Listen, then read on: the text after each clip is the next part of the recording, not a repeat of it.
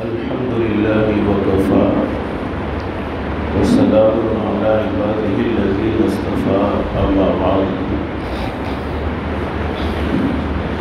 أعوذ بالله من الشيطان الرجيم بسم الله الرحمن الرحيم يا أيها الذين آمنوا اتقوا الله وكونوا مع الصادقين صدق الله العظيم رب اشرح لي صدري ويسر لي أمري واحلل عقدة من لساني يفقهوا قولي سبحانك لا علم لنا إلا ما علمتنا إنك أنت العليم الحكيم درود شریف پڑھ اللهم صل على محمد وعلى آل محمد كما صليت على إبراهيم وعلى آل إبراهيم إنك حميد مجيد اللهم بارك على محمد وعلى آل محمد كما باركت على إبراهيم وعلى آل إبراهيم إنك حميد مجيد۔ اللہ کا ہم سب پر بہت بڑا احسان اور بہت بڑا کرم ہے کہ اللہ نے ہم سب کو رمضان کے مبارک مہینے میں اپنے گھر میں جمع فرمایا۔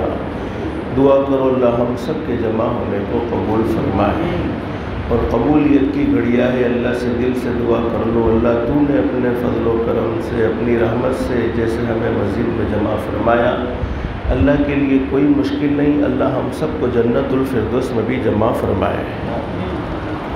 ہمارے اکابر علماء میں ایک بہت بڑے اللہ کے ولی حضرت مفتی محمد شفیع صاحب رحمۃ اللہ علیہ، حضرت مولانا مفتی محمد تقی عثمانی صاحب دعوت برکاتہم کے والد محترم ہیں، مفتی اعظم میں ان کا شمار تھا۔ حضرت مفتی محمد شفیع صاحب رحمۃ اللہ علیہ کی تواضع یہ تھی کہ جب بھی آپ کسی کی بات کو سنتے تھے، حالانکہ بڑے مفسر قرآن تھے، زندگی میں تقوی اعلیٰ درجے کا تھا، لیکن جب کسی کی بات کو سنتے تھے ایک نارمل آدمی بھی اگر حضرت کے سامنے بات کرتا تو حضرت کے سننے کا انداز یہ ہوتا تھا گویا وہ بات حضرت پہلی مرتبہ سن رہے ہو۔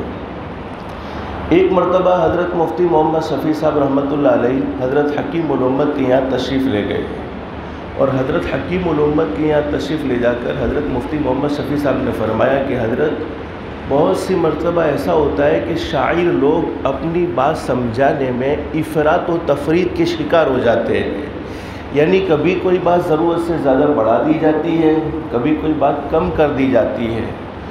تو حضرت مفتی محمد شفیع صاحب فرماتے ہیں کہ مجھے ایسا لگتا ہے کہ مولانا روم نے ایک شعر کہا ہے، اس میں بھی کچھ انہوں نے ایسا ہی کیا ہے۔ اب وہ شعر کون سا ہے؟ یک زمانہ صحبت با اولیاء، یک زمانہ صحبت با اولیاء، بہتر از 100 سالہ طاعت بیلیا، یعنی اللہ کے ولیوں کی ایک گھڑی کی صحبت 100 سال کی بے ریا عبادت سے افضل ہے۔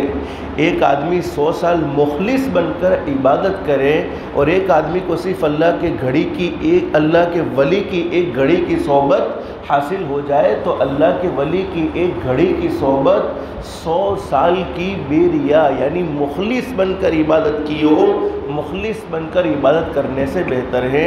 تو مفتی محمد شفیع صاحب نے فرمایا کہ حضرت مجھے ایسا لگتا ہے کہ مولانا روم اس شعر میں افراط و تفریط کا شکار ہو چکے ہیں کہ اللہ کے ولیوں کی ایک گھڑی کی صحبت کا اور 100 سال کی مخلص بن کر عبادت کرنا کہا۔ تو حضرت حکیم الامت نے فرمایا کہ وہ تو مولانا روم تھے، مولانا روم نے 100 سال کہا ہے، اگر میں ہوتا تو یوں کہہ دیتا کہ اللہ کے ولیوں کی ایک گھڑی کی صحبت 1,00,000 سال کی بیریا عبادت سے افضل ہے۔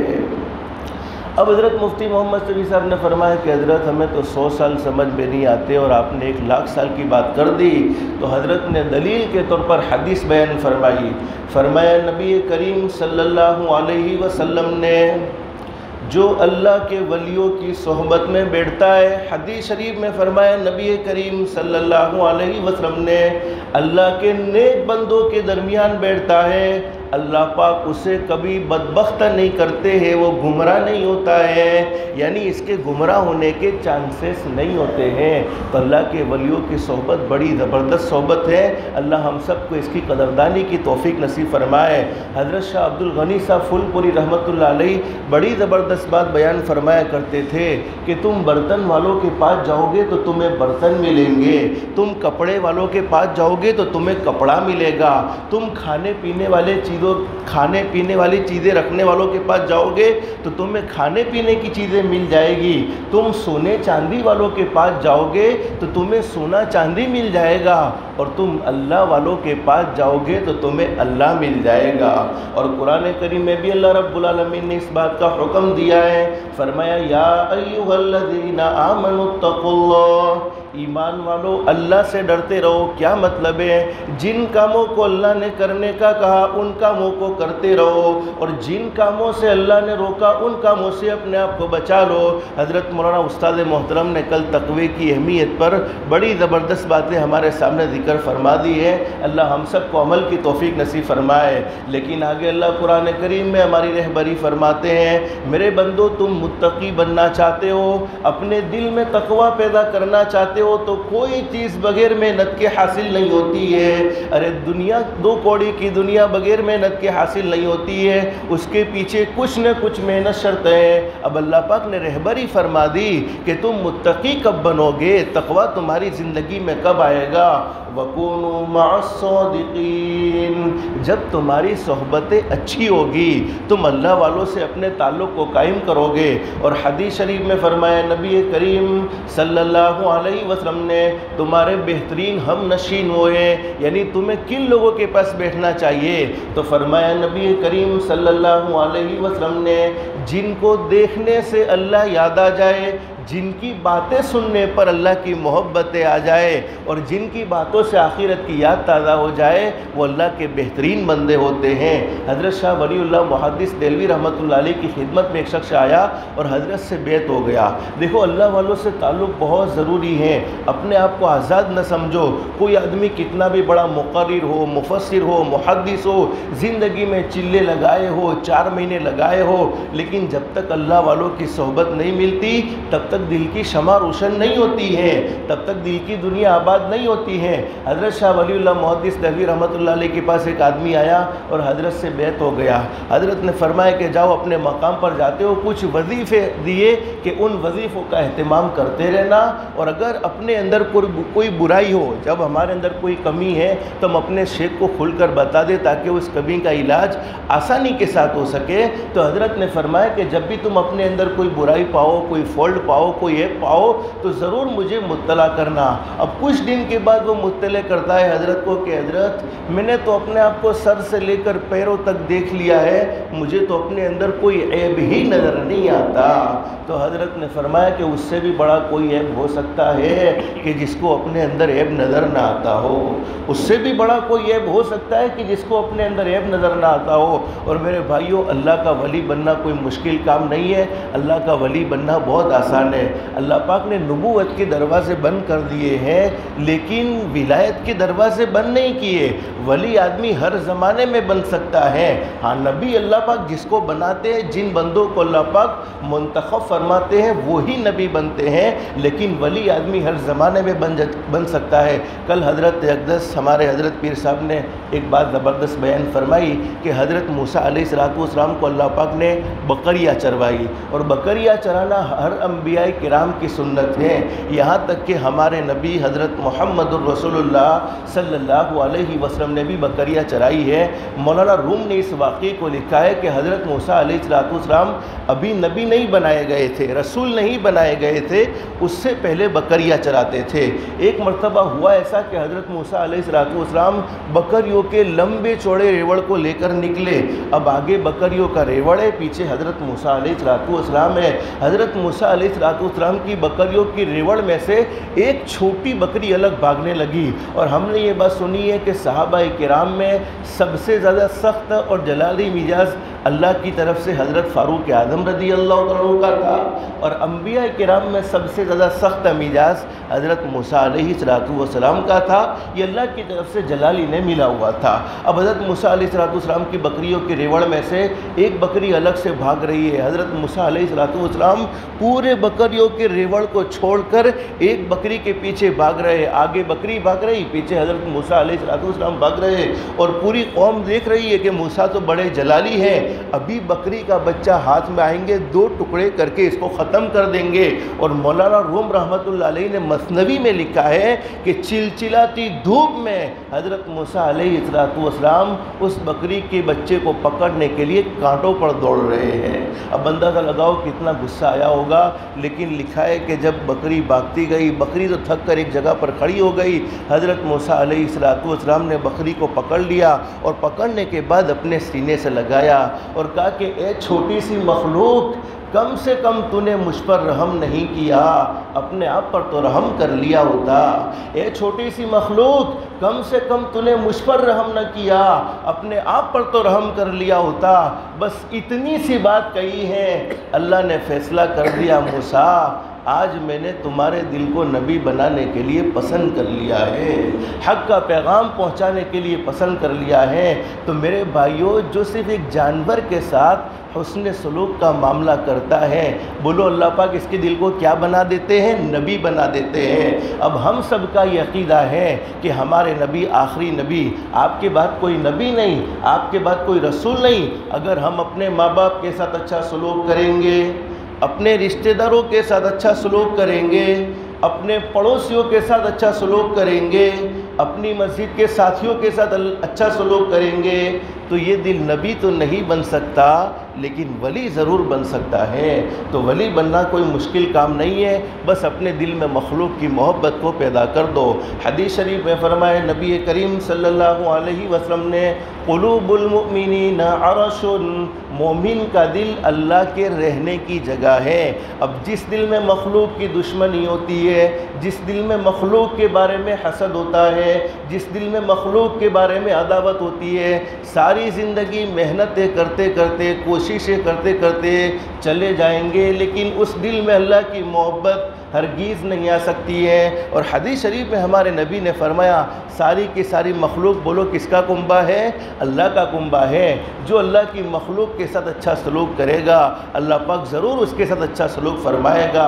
اور ہمارے نبی حضرت محمد رسول اللہ صلی اللہ علیہ وسلم نے ارشاد فرمایا، ارحموا من فی الارض، تم زمین والوں پر رحم کرو، یعنی زمین والوں کے ساتھ اچھا سلوک کرو، آسمان والا تمہارے ساتھ اچھا سلوک کرے گا۔ تو اللہ کا ولی بننے کے لیے ایک آخری بات بتا کر بات ختم ہو رہا۔ ایک بہت بڑے اللہ کے ولی حضرت جنید بغدادی کا آپ نے نام سنا ہوگا۔ حضرت جنید بغدادی رحمۃ اللہ علیہ بڑے زبردست ولی کامل گزرے ہیں۔ جب ولی نہیں تھے اس زمانے میں ہوتا یہ تھا، ولی بننے سے پہلے وہ بادشاہ کے یہاں پر رہتے تھے اور کشتی لڑتے تھے، بڑے پہلوان تھے۔ حضرت جنید بغدادی رحمۃ اللہ علیہ بڑے پہلوان تھے اور پہلوانی کا کام کرتے تھے، اور علماء نے ان کی طاقت کو بیان فرمایا کہ حضرت جنید بغدادی رحمۃ اللہ علیہ ایسے زبردست طاقتور پہلوان تھے کہ جب بیٹھ جائے تو 40 پہلوان مل کر بھی ان کو کھڑا نہیں کر سکتے تھے۔ ایک مرتبہ حضرت جنید بغدادی رحمۃ اللہ علیہ کے یہاں پر ایک بوڑھے میاں آ گئے، اور بوڑھے میاں کی کیفیت یہ بیان فرمائی کہ صحیح سے چل بھی نہیں سکتے ہیں، جیسے آج چلے جائیں گے کل دنیا سے چلے جائیں گے۔ بوڑھے میاں نے بادشاہ سے آ کر کہا کہ بادشاہ سلامت، مجھے تمہارے جنید سے کشتی لڑنی ہے۔ اب بادشاہ سلامت نے جب دیکھا تو فرمایا کہ بہت جلدی مرنے کا ارادہ ہے کیا؟ اس لیے کہ جنید بغدادی تو ایسے زبردست اور ایسے طاقتور پہلوان ہیں کہ جب بیٹھ جائے تو 40 پہلوان مل کر کھڑا نہیں کر سکتے، 40 آدمی نہیں 40 پہلوان مل کر کھڑا نہیں کر سکتے، تو بہت جلدی مرنے کا ارادہ ہے کیا؟ تو اس بڑے میاں نے کہا کہ نہیں حضرت، بادشاہ سلامت آپ کا کام ہے، جنید کو تیار کرو، میں کشتی لڑنا چاہتا ہوں۔ چنانچہ حضرت جنید کو وہ بادشاہ سلامت نے کہا رحمۃ اللہ علیہ، بادشاہ سلامت نے حضرت جنید بغدادی رحمۃ اللہ علیہ سے کہا کہ یہ بوڑھے میاں آپ سے کشتی لڑنا چاہتے ہیں، آپ تیار ہو جاؤ۔ اب بوڑھے میاں کو جب جنید بغدادی نے دیکھا تو جنید بغدادی رحمۃ اللہ علیہ خود بھی ہنسنے لگے کہ یہ بوڑھا میرے ساتھ کیا کشتی لڑ سکتا ہے۔ لیکن جب دونوں کشتی کے میدان میں اترے اور بوڑھے میاں جب قریب ہوئے تو بوڑھے میاں نے حضرت جنید بغدادی سے کہہ دیا کہ اے جنید، میں کشتی لڑنے کے قابل نہیں ہوں، مجھ میں اتنی طاقت بھی نہیں ہے، مجھ میں اتنی ہمت بھی نہیں ہے کہ میں کشتی لڑ سکوں، لیکن جنید میں سید خاندان کا ہوں۔ اب وہ بڑے میاں کہتے ہیں جنید میں سید خاندان کا ہوں اور سیدوں کے لیے زکوٰۃ نہیں لی جا سکتی۔ جنید 3 دن ہو چکے ہیں گھر میں معصوم بچوں نے کچھ کھایا نہیں ہے، معصوم بچے بھوک کی وجہ سے بلک رہے ہیں، نبی کے سید خاندان کے بچے بھوک کی وجہ سے بلک رہے ہیں۔ اے جنید آج تو ہار جا تو مجھے بادشاہ کی طرف سے انعام ملے گا اور نبی کے خاندان والوں کا پیٹ بھر جائے گا۔ میرے بھائیوں آج بھی انسانیت زندہ ہے، ابھی مر نہیں گئی ہے۔ ہم کسی کی بھوک کو برداشت نہیں کر سکتے، کسی کی آنکھ کے آنسوؤں کو ہم نہیں دیکھ سکتے، لیکن حضرت جنید بغدادی رحمۃ اللہ علیہ نے جب اس بوڑھے میاں کی بات کو سنا تو جنید بغدادی رحمۃ اللہ علیہ نے بھی دل میں رونا شروع کر دیا اور بوڑھے میاں سے کہہ دیا کوئی بات نہیں، آج میں تیری محبت میں، نبی کی محبت میں ہار جاؤں گا۔ اور جنید بغدادی نے اس بوڑھے میاں سے کہا کہ دیکھ میں کچھ کشتی کی ایکشن کروں گا، تو بھی کچھ ایکٹنگ کرنا اور میں اپنے آپ کو کمزور کر لوں گا اور تو مجھے گرا دینا۔ چنانچہ ویسا ہی ہوا کہ بادشاہ نے جب دونوں کو جمع کیا، اب جب دونوں قریب ہوئے پورا تماشا دیکھنے کے لیے لوگ جمع ہو چکے ہیں کہ آج ایک بوڑھے میاں کی کشتی ہے، ایک جنید بغدادی رحمۃ اللہ علیہ کی کشتی ہے، لیکن بوڑھے میاں نے جنید بغدادی کو گرا دیا اور بوڑھے میاں جنید بغدادی کے اوپر بیٹھ گئے۔ اب پورے میدان میں بوڑھے میاں جیت گئے، بوڑھے میاں جیت گئے، بوڑھے میاں جیت گئے۔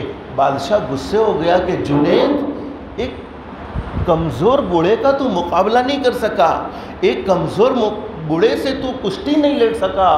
تو حضرت جنید رحمۃ اللہ علیہ نے فرمایا کہ بادشاہ سلامت نہیں لڑ سکا، اور آئندہ بھی اگر اس طرح کا کوئی بوڑھا آئے گا تو نہیں لڑوں گا، آپ کو یہاں رکھنا ہو تو رکھو، نکالنا ہو تو نکال دو۔ بس یہ کہہ کر حضرت جنید بغدادی رحمۃ اللہ علیہ چلے گئے۔ رات کو سوئے، خواب میں حضرت نبی کریم صلی اللہ علیہ وسلم کی زیارت ہوئی۔ فرمایا جنید تو نے میرے خاندان کے ایک بوڑھے کی وجہ سے اپنی عزت کو گرایا، اپنے آپ کو ذلیل کیا۔ جنید اللہ کی ذات عالی سے امید ہے، ہمارے نبی نے فرمایا تیرا نام قیامت تک زندہ رہے گا انشاءاللہ۔ اور حضرت جنید بغدادی رحمۃ اللہ علیہ کے ایک شاگرد، ایک اسٹوڈنٹ حضرت ابراہیم مرزوقی فرماتے ہیں کہ میں نے میرے نبی کو خواب میں دیکھا، میرے نبی فرما رہے تھے کہ جب میں دنیا میں صحابہ کرام کے درمیان میں موجود تھا تو حضرت ابو بکر صدیق پر فخر کرتا تھا، آج میں اپنی قبر مبارک میں موجود ہوں، یعنی ہمارے نبی حیات ہے، میں جنید پر فخر کرتا ہوں۔